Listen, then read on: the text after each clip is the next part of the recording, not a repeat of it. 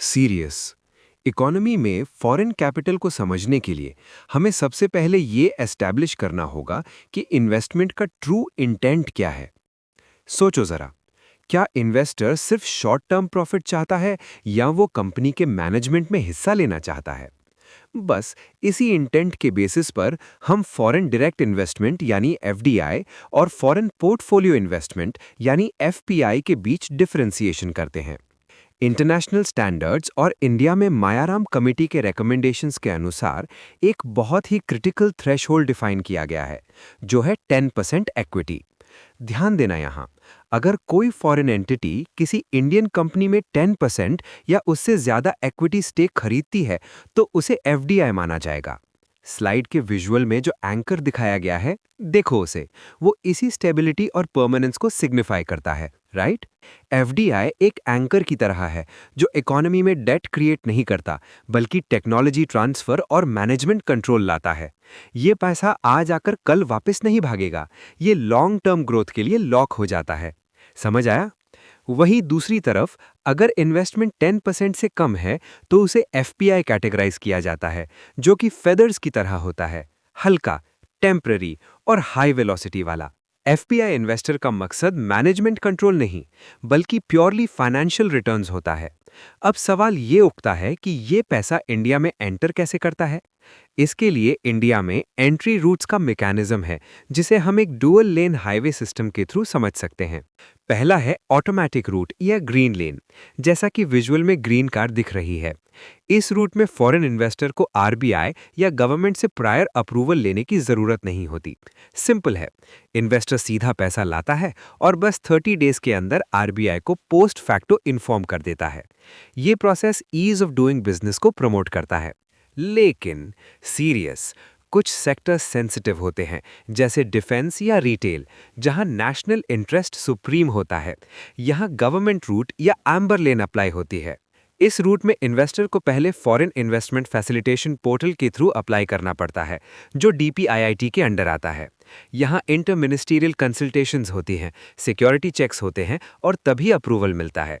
तो essentially FDI policy liberal है, but strategic sectors में गवर्नमेंट ने अपने हाथ में कंट्रोल रखा हुआ है, ताकि नेशनल सिक्योरिटी कॉम्प्रोमाइज ना हो। क्लियर है? अब एफडीआई रेगुलेशंस को डीप में समझने के लिए हमें प्रोहिबिटेड सेक्टर्स और सेक्टोरल कैप्स के लॉजिक को डिकोड करना पड़ेगा। देखो, गवर्नमेंट हर सेक्टर में फॉरेन पैसा अलाउ नहीं कर सकती, क्योंकि इकोनॉमिक ग्रोथ के साथ साथ सोशल और मॉरल रिस्पॉन्सिबिलिटी भी स्टेट की होती है। इसीलिए एक नेगेटिव लिस्ट बनाई गई है। स्लाइड के प्रोहिबिटेड रेडार विजुअल को देखिए, वहां गैम्बलिंग, बेटिंग, लॉटरी बिजनेस और चिट फंड्स जैसे सेक्टर्स पे बड़ा स्टॉप साइन लगा है। क्यों? सोचो, क्योंकि इन सेक्टर्स में मनी लॉन्ड्रिंग का रिस्क सबसे हाई होता है और ये प्रोडक्टिव इकोनॉमिक एक्टिविटी जनरेट नहीं करते। बिल्कुल ठीक। इसी तरह एटॉमिक एनर्जी और रेलवे ऑपरेशंस, कुछ एक्सेप्शंस को छोड़कर, में एफडीआई बैंड है, क्योंकि ये सॉवरेनिटी और नेशनल सिक्योरिटी के कोर पिलर्स हैं। रियल एस्टेट बिजनेस में भी स्पेक्यूलेशन रोकने के लिए एफडीआई मना है। सिर्फ टाउनशिप कंस्ट्रक्शन या रोड्स जैसे डेवलपमेंटल प्रोजेक्ट्स में ही अलाउड है। इसके बाद कॉन्सेप्ट आता है सेक्टोरल कैप्स का। हर सेक्टर की सेंसिटिविटी अलग होती है। जैसे थर्मल पावर या फूड प्रोसेसिंग में हमें टेक्नोलॉजी और कैपिटल चाहिए, तो वहाँ 100% ऑटोमेटिक रूट अलाउड है।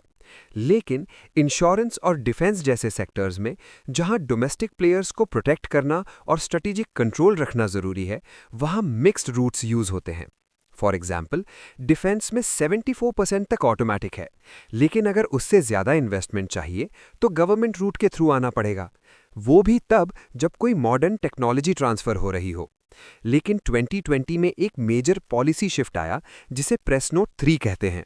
स्लाइड के मैप विजुअल में देखिए कैसे चाइना, पाकिस्तान, नेपाल, म्यांमार, भूटान और अफगानिस्तान से आने वाले एरोस को गवर्नमेंट रूट के फनल में फोर्स किया जा रहा है। इसका कॉन्टेक्स्ट कोविड-19 पैंडेमिक था। जब इंडियन कंपनीज की वैल्यूएशन गिर गई थी, तब डर था कि neighbouring countries, specifically China, opportunistic takeovers कर सकते हैं। इसको रोकने के लिए गवर्नमेंट ने मैंडेट किया कि इंडिया के साथ लैंड बॉर्डर शेयर करने वाले किसी भी देश से अगर इन्वेस्टमेंट आएगा तो वो ऑटोमेटिक रूट से नहीं आ सकता, उसे कंपलसरी गवर्नमेंट अप्रूवल लेना पड़ेगा। ये रूल बेनिफिशियल ओनरशिप ट्रांसफर पर भी लागू होता है ताकि कोई थर्ड कंट्री के थ्रू राउटिंग ना कर सके। ये रेगुलेशन प्योरली इकोनॉमिक नहीं बल्कि जियोपॉलिटिकल सिक्योरिटी का टूल है। समझ रहे हो ना? चलो, अब हम फोकस शिफ्ट करते हैं फॉरेन पोर्टफोलियो इन्वेस्टमेंट यानी एफपीआई पर, जो फाइनेंशियल मार्केट्स में लिक्विडिटी का प्राइमरी सोर्स है।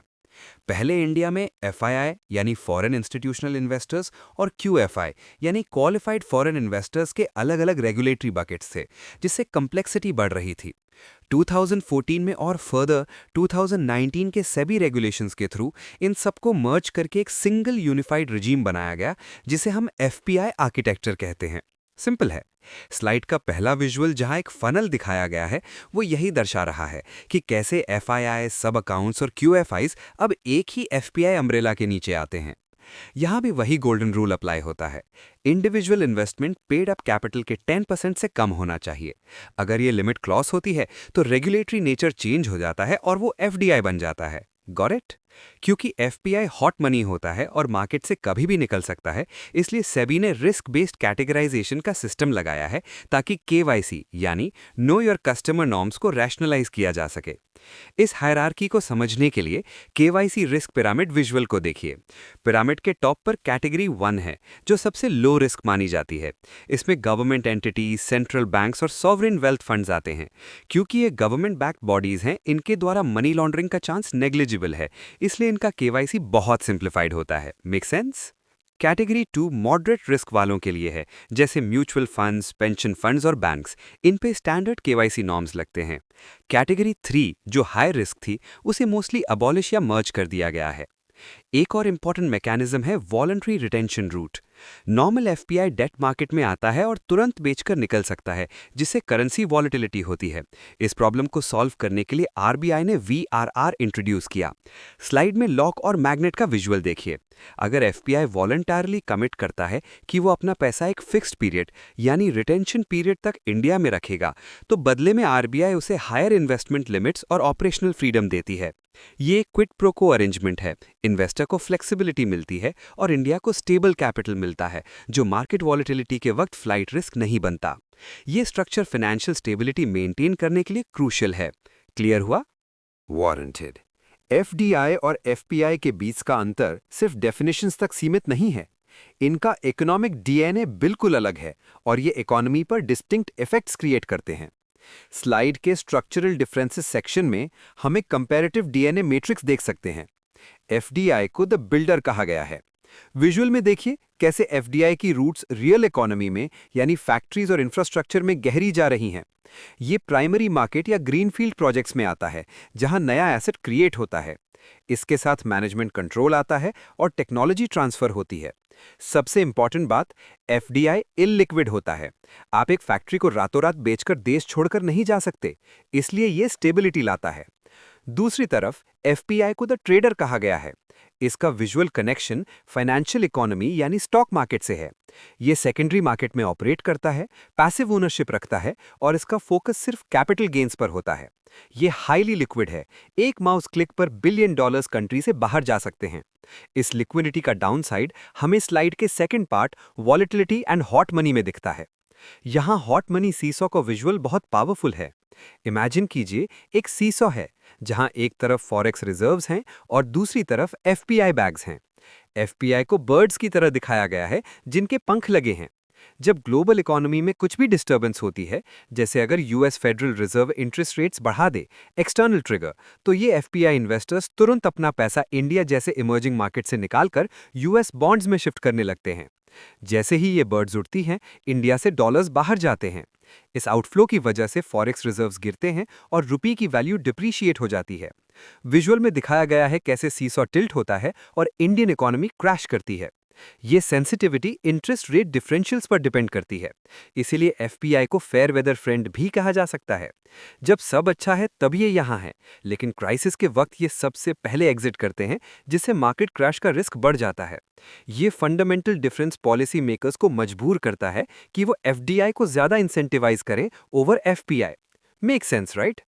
सीरियस फाइनेंशियल मार्केट्स में अनोनिमिटी और ट्रांसपेरेंसी के बीच हमेशा एक टग ऑफ वॉर चलता रहता है और पार्टिसिपेटरी नोट्स या पी नोट्स इसी कॉन्फ्लिक्ट का सेंटर पॉइंट है। पी नोट्स या ऑफशोर डेरिवेटिव इंस्ट्रूमेंट्स या ओडीआईज उन फॉरेन इन्वेस्टर्स के लिए हैं जो इंडियन मार्केट में पैसा तो लगाना चाहते हैं लेकिन सेबी के पास रजिस्टर नहीं होना चाहते। इस प्रोसेस को समझने के लिए स्लाइड के 3 स्टेज रिले विजुअल पर फोकस कीजिए। स्टेज 1 में एक फेसलेस इन्वेस्टर है जो ओवरसीज बैठा है। ये एनोनिमस रहना चाहता है। वो अपना पैसा एक सेबी रजिस्टर्ड एफपीआई स्टेज 2 को देता है। ये एफपीआई एक इंटरमीडियरी का काम करता है। एफपीआई उस पैसे से इंडियन स्टॉक मार्केट स्टेज 3 में शेयर्स खरीदता है और अपने नाम पर होल्ड करता है। बदले में एफपीआई उस ओवरसीज इन्वेस्टर को एक पी नोट इशू करता है। इस नोट की वैल्यू अंडरलाइंग इंडियन स्टॉक से डिराइव होती है। यहाँ कैच ये है कि डिविडेंड्स और कैपिटल गेन्स उस अनोनिमस इन्वेस्टर को मिलते हैं लेकिन वोटिंग राइट्स एफपीआई के पास रहते हैं।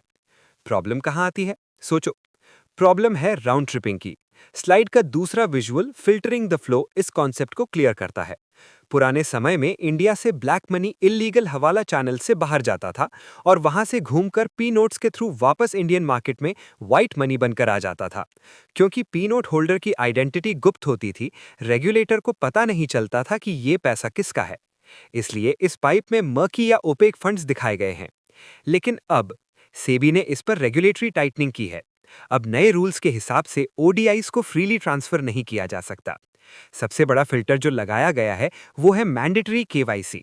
अब एफपीआई को इंश्योर करना पड़ता है कि P note holder AML anti money laundering norms comply करें। इसके अलावा बेनिफिशियल ओनरशिप चेक करना जरूरी है।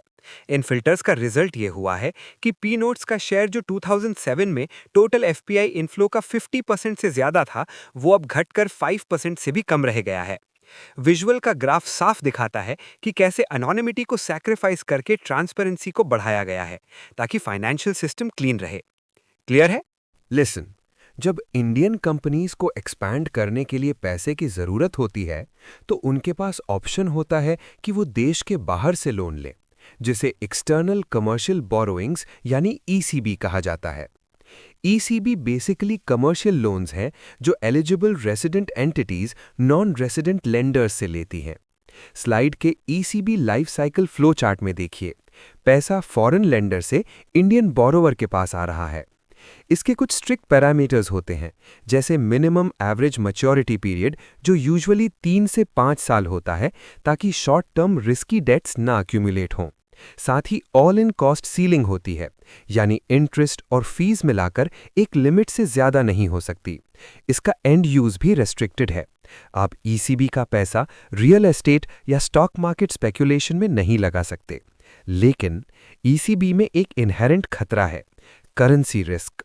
विजुअल में देखिए, जब इंडियन कंपनी डॉलर में लोन लेती है तो अगर रुपी डिप्रीशिएट हुआ, कमजोर हुआ, तो लोन का रीपेमेंट अमाउंट रुपी टर्म्स में बढ़ जाएगा। यह रिस्क बोरोवर बेयर करता है। इस प्रॉब्लम का सल्यूशन है मसाला बॉन्ड्स या रुपी डिनोमिनेटेड बॉन्ड्स।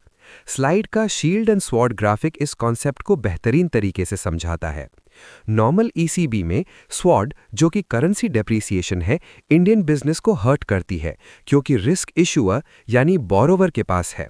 लेकिन मसाला बॉन्ड में बॉन्ड इंडियन रुपीस में इशू किया जाता है, भले ही वो लंदन या सिंगापुर मार्केट में लिस्ट हो। इसका मतलब है कि अगर रुपी की वैल्यू गिर भी गई तो इंडियन कंपनी को उतना ही रुपी वापस करना है जितना उसने लिया था। करेंसी रिस्क शिफ्ट हो जाता है फॉरेन इन्वेस्टर पर। विजुअल में देखिए, इंडियन बिजनेस के पास अब एक शील्ड है जो उसे करेंसी फ्लक्चुएशन से बचा रही है।